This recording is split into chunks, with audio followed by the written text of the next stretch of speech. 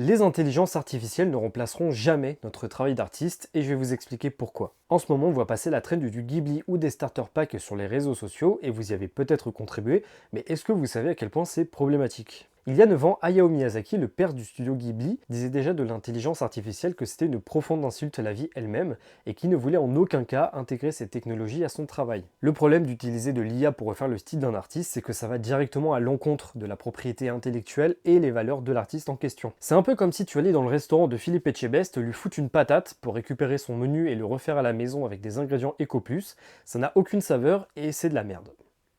Bisous Philippe. Une IA peut imiter les traits ou les couleurs d'un artiste ou d'un style, mais elle ne pourra jamais faire retranscrire un message ou une émotion. Et c'est en ce point que les IA ne remplaceront jamais les vrais artistes, car étant moi-même graphiste et illustrateur, on me pose très souvent la question de comment j'imagine le futur de mon métier avec les IA. Et pour ma part, et attention, je parle seulement en mon nom, ça me fait pas peur. Car si des personnes veulent faire des logos ou des affiches avec de l'IA, qu'ils le fassent. Ils auront juste des affiches toutes moches pour leur événement ou des logos dégueulasses pour leur entreprise. Il y a pas longtemps, je suis aussi tombé sur ce tweet d'un pseudo-streamer qui disait être content d'avoir utilisé de l'IA plutôt que de payer les services d'un vrai graphiste et artiste pour réaliser les emotes de sa chaîne Twitch. Est-ce que vous voyez où je veux en venir? Le fait d'avoir des emotes, une affiche ou un logo fait avec de l'IA, ça rend juste votre activité ou votre entreprise totalement nulle et illégitime. Car une affiche ou un logo, ce sont des moyens graphiques pour représenter votre activité ou votre entreprise. Si votre logo est fait avec de l'IA, ça renvoie juste au potentiel client ou utilisateur l'image d'une marque ou d'une entreprise qui ne veut pas s'embêter et en qui il est difficile de faire confiance. Voilà pourquoi les IA ne remplaceront pas notre travail, car les entreprises qui vendront une vraie image de marque préférera payer les services d'un vrai graphiste. Car je pars du principe que quelqu'un qui utilise de l'IA pour son entreprise, c'est quelqu'un qui n'aurait dans tous les cas pas sollicité les services payants d'un graphiste. Car il préférera choisir la solution de facilité et la moins coûteuse. Et ce, même si cette solution,